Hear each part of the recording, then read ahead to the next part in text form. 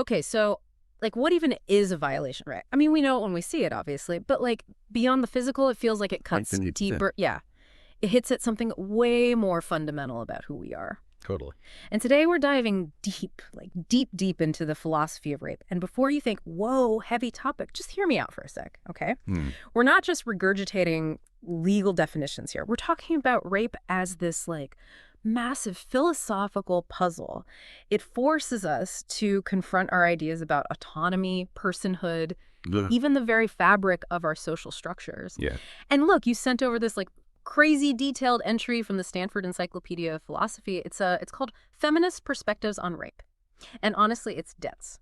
So that's our mission today, to unpack it, to figure out how feminist thinkers have totally revolutionized our understanding of this incredibly serious wrong. And to do that, we need to, like, move beyond the surface, beyond the simplistic takes. Because the truth is, this issue, it's multifaceted. It's got these far-reaching implications that, like, we can't even fully grasp until we really, really dig in.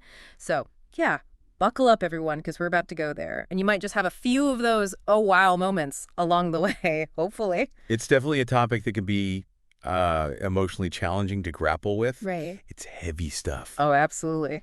So right off the bat, I think it's crucial for us to acknowledge that. And to be clear, our approach here is going to be, well, intellectual. Yeah.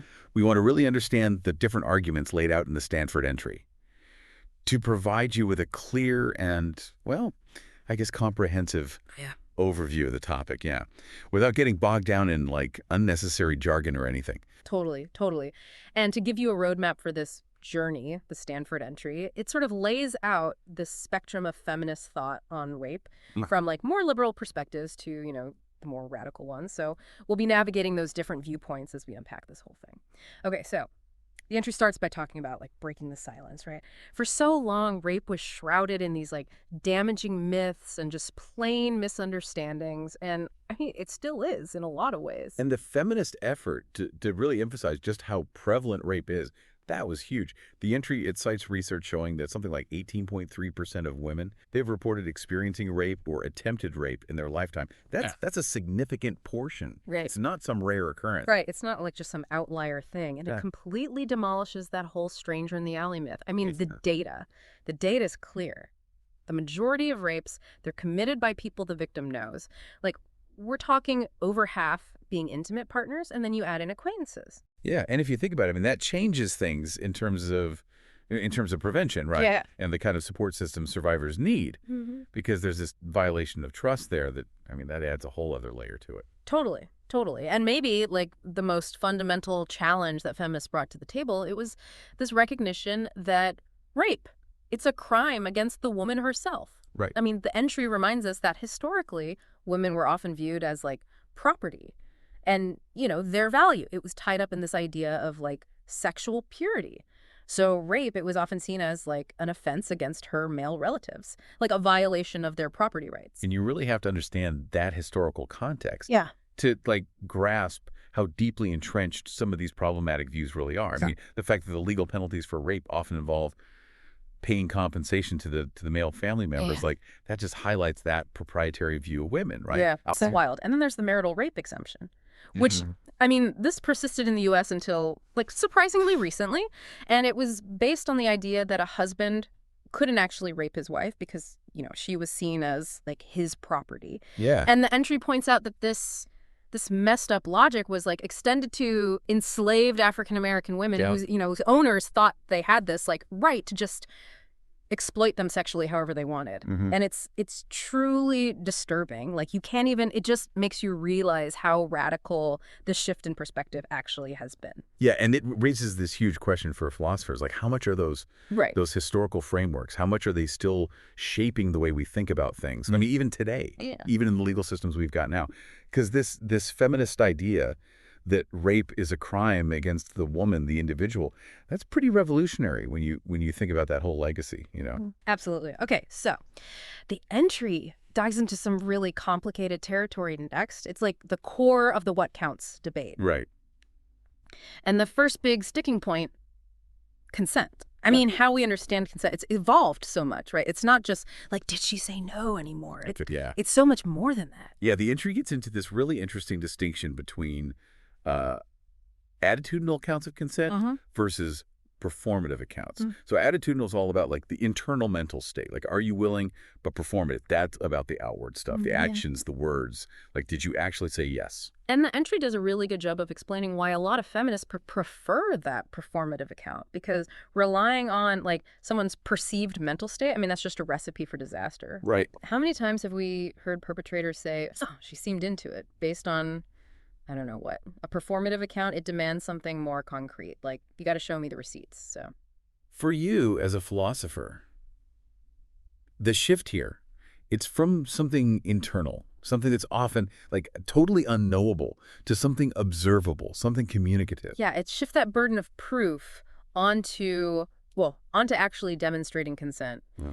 And it challenges that dangerous assumption that silence, or the lack of like active resistance, automatically means yes. Which it absolutely does not. It doesn't. It underlines this crucial point. Consent needs to be communicated actively, affirmatively. But even a purely performative account, right, it's not a perfect system. Because just saying the word yes, that doesn't always equal genuine consent. I mean, what if that yes is coming from a place of coercion? Or duress, you know? And that's where context is everything. The entry, it gives these really powerful examples of both violent and non-violent coercive pressures. The kind of stuff that can totally undermine, like, the validity of a yes. So you've got threats to child custody, or maybe someone's immigration status is precarious, even those more subtle pressures. Right, where someone might feel like they don't have a choice but to agree to sex.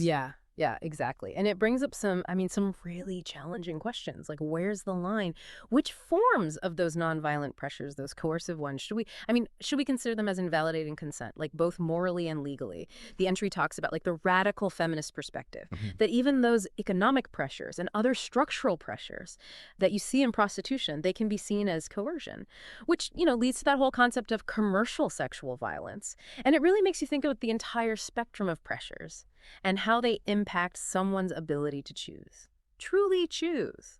It does. It forces us to confront how these broader societal power imbalances, how they can make it really hard to freely and genuinely consent to sex. Okay, so the entry goes on to examine this legal concept of mens rea, which is often translated as like guilty mind. It's this principle in criminal law that basically requires not just that the act happened, but that the person doing it had this specific state of mind regarding consent. Like, they knew there wasn't consent. Right. And for legal philosophy, the really interesting part is, well, the different legal standards for mens rea when it comes to rape cases. So you've got the more conservative view, which basically says, okay, a man, he only has that guilty mind if he truly believed the woman was consenting, even if that belief was, like, totally unreasonable to everyone else. Which, I mean, that sounds pretty messed up to a lot of people. Right. So the entry talks about this other view that's more widely used, where a man, he has mens rea if he either knew the woman wasn't consenting,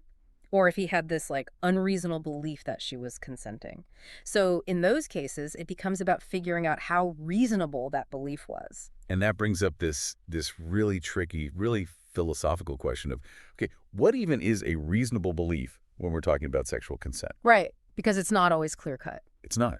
The entry mentions some arguments that try to use, like social conventions or these ambiguous courtship rituals as like indicators of consent. But then it goes on to critique those ideas, right? Because they're so vague and they can be so easily misinterpreted, especially since research shows that men, well, they often misread women's behavior. Like, they see it as more sexually suggestive than it's meant to be. Yeah, I mean, it's just, it highlights this like fundamental point that if there's any ambiguity, any doubt at all, the most reasonable, the most ethical thing to do is to just talk about it. Communicate. Be clear and explicit. Ask. Exactly. So the entry goes on to discuss Lois Pinot's concept of communicative sexuality, which is pretty influential in this area. Yeah, it's huge. And basically her argument is to figure out if a belief in consent is reasonable, you've got to look at it through the lens of like a healthy sexual interaction, one where communication is key, open and honest, where everyone's comfortable, no pressure. And there's this ongoing checking in. Right. Like making sure everyone's still on the same page. Exactly. And so Pinot says, if someone's not engaging in that kind of communicative interaction, they can't really know if their partner is consenting. So any belief they have it would be unreasonable, right? Because they haven't done the work. And this shifts things in a big way. It puts the responsibility on active engagement, on making sure there's mutual understanding. And for philosophers, this raises some interesting questions about the conditions for, like, justified belief. Like, what do you need to actually know something in this context? Right, right. And it's also fascinating to see how this model, it challenges those older, more traditional, and honestly kind of problematic models of sexuality. You know, the ones that might assume that a woman dressing a certain way means she's automatically agreeing to sex. Or that, like, men just can't control their urges. So Pinot, she's advocating for something totally different, something rooted in, like, friendship and trust, mutual respect. Exactly. Okay, so now we're getting into the, like, more radical end of the feminist spectrum. And thinkers like Catherine McKinnon, they've argued that rape, it should be a strict liability offense, meaning you wouldn't even need to prove mens rea. And her argument is, focusing on the man's subjective perception of what the woman wants, that's inherently flawed. Because in a patriarchal system, men, they're often conditioned to just not see women's real desires or respect their autonomy. And that's a really powerful critique because she's challenging, like, the very foundation of traditional legal frameworks, right? Who is saying? He's saying even this seemingly objective reasonable belief standard, it's often influenced by these patriarchal and even pornographic assumptions. So it's like perpetuating the problem it's trying to solve. And for a philosopher, this brings up questions about the supposed neutrality of legal standards and how power dynamics influence how we interpret the law. Totally. And this ties into the whole debate about whether there should be a reasonable woman standard instead of a gender-neutral one. So people who support the reasonable woman standard, they argue that because of, like, the power imbalances and the different realities men and women face, especially when it comes to the threat of violence. This reasonable person standard, it's not really neutral at all, but it can actually be harmful to women. But then, you know, opponents, they worry that a woman's specific standard might, like, essentialize gender and create new kinds of bias. It's a really complex issue, right? There are strong arguments on both sides, and it just shows how difficult it is to come up with legal standards that are fair and just and, like, actually account for these real-world power dynamics between men and women. It does. Okay, so the next thing the entry focuses on, it's the element of force, which in a lot of legal systems is a separate requirement for something to be considered rape. Like, it has to be non-consensual and involve force. Yeah, and the entry points out that this dual requirement, it can actually lead to some really problematic situations. Like, you could have something that's clearly forced, but not legally considered rape if the victim is seen as having, like, consented somehow. Yeah. Or you could have something that's obviously non-consensual, but not legally rape because there wasn't any, like, overt physical force used. And Weston's analysis here is really insightful. She talks about how historically, sex within marriage, it was just assumed to be consensual no matter what, whether force was used or not, and how someone submitting to a threat could actually be interpreted as consent. And then there's the media, the way those portrayals can, like, normalize and even glamorize these really forceful sexual encounters. It's crazy. And the entry also points out how the law treats non-consensual but unforced sex, like cases involving lies or coercion that isn't violent. It treats those way differently than it treats fraud or coercion in other areas of life. Yeah, it does. Which suggests there's this very specific and often skewed understanding of what consent means specifically when it comes to sex. Right. So most feminist thinkers, they see this dual requirement of force and non-consent as either redundant or even harmful, because it excludes a lot of situations that they would consider to be rape. And so there have been a bunch of different proposals for reforming the legal framework. Yeah, yeah. And the most common view among, like, feminist legal scholars, it's to just get rid of that separate force requirement altogether and define rape as non-consensual sexual activity, period, with the level of force used being a factor in, like how serious the offense is. And some places have moved in that direction. But the entry notes that even then, the idea of physical force, it can still be kind of baked into how non-consent is defined. So it's tricky. It is. And then there's another approach championed by McKinnon, where she says, okay, let's get rid of the non-consent requirement and just define rape as sex that happens through compulsion, with physical force being one form of compulsion, but not the only one. So that it shifts the focus away from the victim's response and more onto what the perpetrator did. Interesting. And then there's this other model where you separate the two concepts. So you have one offense that's specifically about sexual activity with force. and then a separate one for sexual activity that happened without real, freely giving consent. And the idea there is that these are two different wrongs, so that they should be treated differently under the law. Right. But as Anderson points out, creating this, like, lesser offense for non-consensual sex. Yeah. There's no physical force that could actually devalue the experiences of survivors. You know, what she calls all-American rape, which often happens with someone the victim knows, and it can have devastating psychological effects even without the physical violence. Yeah, and that's a tough one. It's like, how do you create laws that accurately capture all the different ways sexual violation can happen and the harm that it causes, which is, it's complex, right? Absolutely. Yeah. The entry then looks at some less traditional approaches to defining rape. So McKinnon, she suggests using this standard of welcomeness rather than just focusing on the absence of consent. Welcomeness. That's interesting. It is. And she wants us to broaden our understanding of force to include, power hierarchies. Okay. So the idea here, it's to move away from this traditional model where, men typically initiate and women either accept or refuse. Right. Welcomeness. It's more about choice, mutuality, and desire. Like, are all parties actively and willingly participating? And McKinnon says, in situations where there are power imbalances, if someone in the less powerful position says the sex was unwanted, the burden of proof should be on the other person to show that it was actually wanted, freely and genuinely. Yeah. And she also suggests, creating new civil rights laws to protect victims of sexual assault. That's interesting. And then there's Anderson's negotiation model. Oh. She looks at both the traditional no model of consent, where everything's okay unless someone says no, and the more modern yes model, where it's rape unless there's a clear yes. But she points out that both have problems. They rely too much on nonverbal cues, which can be super ambiguous. And then there's this assumption that just because someone's willing to do, some sexual stuff means they're automatically consenting to penetration. So as an alternative, she proposes this model where there needs to be actual discussion, back and forth communication before any penetration happens. But a real exchange of views. Exactly. And ideally, unless there's already this really strong relationship where nonverbal cues can be understood, this negotiation should be verbal. So it's about making sure everyone's truly on the same page, not just about seeking or giving permission. Right. And then you've got Alcoff who says, hey, maybe we need to get rid of this black and white thinking about rape. Either is or it isn't. And she wants us to think more broadly about sexual violation, which would include things like stealth or manipulation or exploiting someone's vulnerabilities. It's a way to acknowledge the nuances of these experiences and how survivors understand them. And Kim, she has this really radical argument that we should classify rape as a form of slavery under the 13th Amendment. Whoa. Yeah, she says that because rape prosecutions are so rare and convictions are even rarer. That shows the legal system is failing. And she thinks it needs federal intervention because to her, rape is this huge violation of freedom.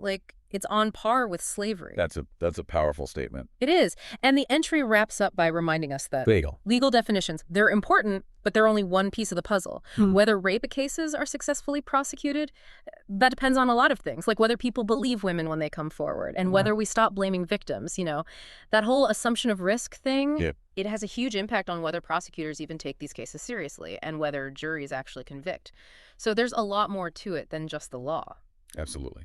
Okay, so now the entry moves on to, the heart of the matter. Yeah. What makes rape wrong? What are the harms? And it goes beyond, just saying it's illegal. Feminist theorists, they've really tried to understand the specific, unique harms of rape. There are a lot. Yeah.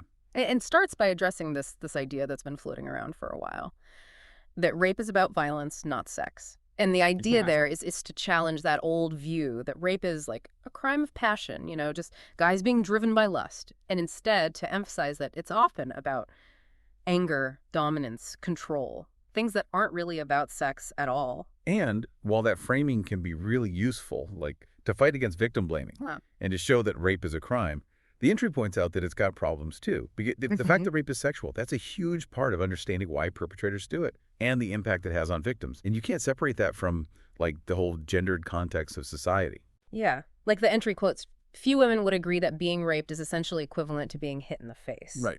And survivors, they often experience this very specific damage to their sense of sexuality and intimacy, their sense of self, and focusing only on the violence.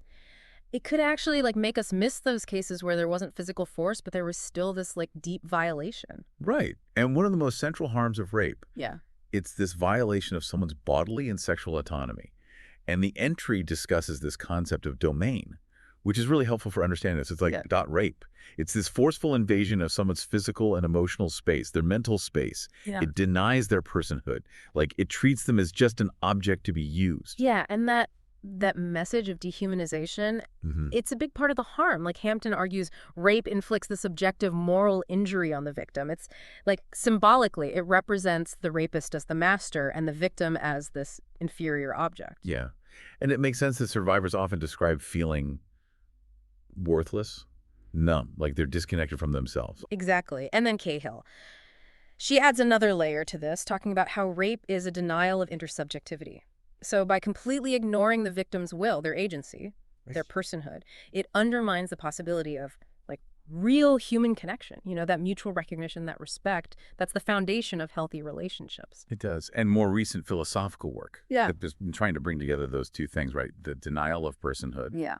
And the fact that the harm is specifically sexual and bodily. So, for example, Anderson, she defines rape as sexually invasive dehumanization, which I think captures that dual aspect really well. Yeah, it's a powerful phrase. And then there's Alcoff, and her focus on how rape damages a survivor's sexual subjectivity, which is basically it harms their ability to develop their own sexual self in a way that's like healthy and fulfilling, and it impacts their future capacity for sexual agency, for self-discovery. Right. And then there's the humiliation, the shame that survivors often feel.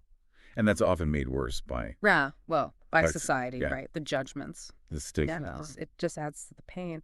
And in some cultures, this stigma, it leads to things like honor killings, which is, that's just the most extreme and horrifying example of how deeply ingrained this can be. It's heartbreaking. And the entry, it even talks about the specific harms of rape when the victim is unconscious, because the violation itself, plus the potential for, like, photos or videos being spread around, they can lead to this ongoing loss of privacy, this constant reliving of the trauma. And Hayes' account of how that kind of violation, it shatters someone's sense of self and robs them of the safety and anonymity of sleep. Yeah. It's really powerful. It makes you realize how deep the violation goes. Yeah. That's and then, of course, there are the other harms that can come with rape, like unintended pregnancy, STIs, physical injuries, social isolation, people not believing you, and then, the trauma of potentially having to still interact with the perpetrator. It's a lot.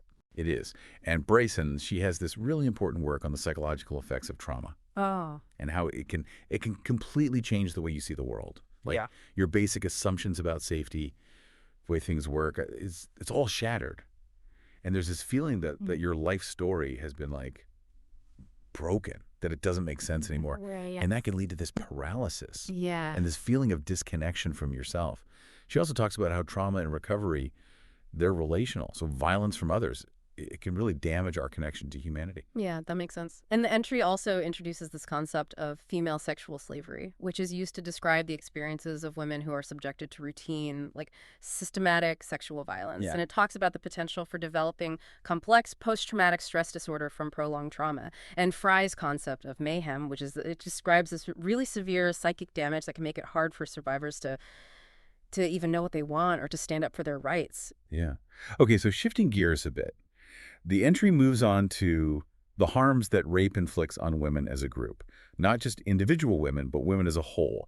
And it frames rape not just as an individual crime, but as a form of like gendered violence, something that upholds patriarchy. Right. It's not just about isolated incidents. It's about this institution, this structured, systematic thing that reinforces the power imbalance between men and women.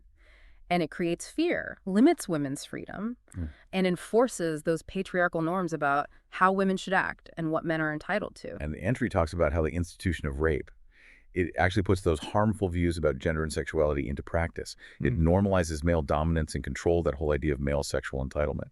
Yeah. And there's research that directly links how much a society accepts rape myths to how likely people are to commit or excuse rape, which really shows how important these beliefs are in creating this rape culture. Yeah, that's powerful. And comparing rape to things like lynching and terrorism, that really drives home the point that it's about social control.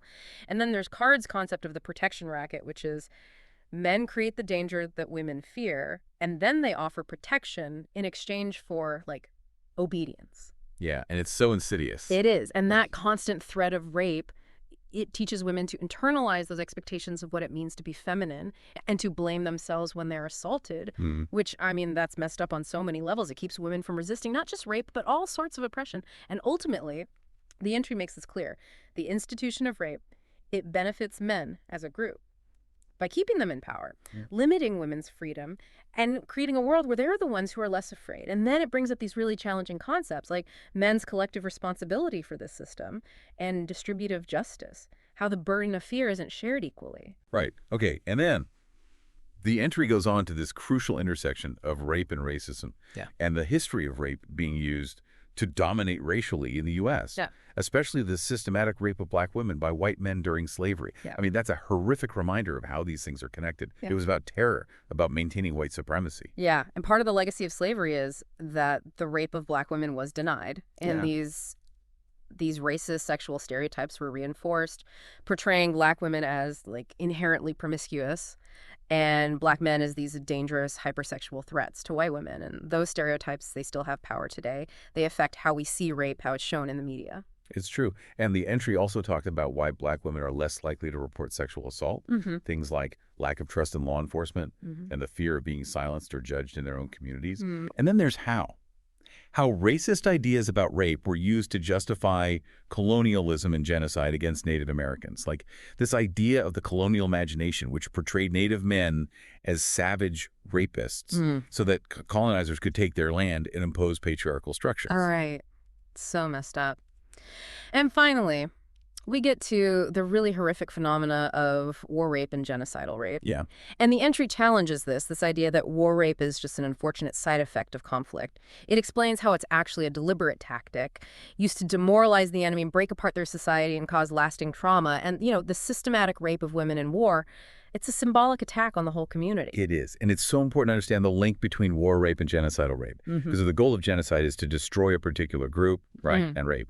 It can be used to do that. It disrupts social structures, it can prevent births, and it causes just massive trauma for individuals and for whole communities. The examples from Rwanda and the Bosnian War, the rape camps, the forced pregnancies, it's just horrific. And the forced pregnancies, there's often about reproductive colonization, creating these children of the enemy who are then ostracized. Yeah. And Card, she has this really powerful argument that in these contexts, sperm itself, it can be seen as a weapon of biological warfare, which is, I mean, it's a stark image, but it gets at the intent behind these acts.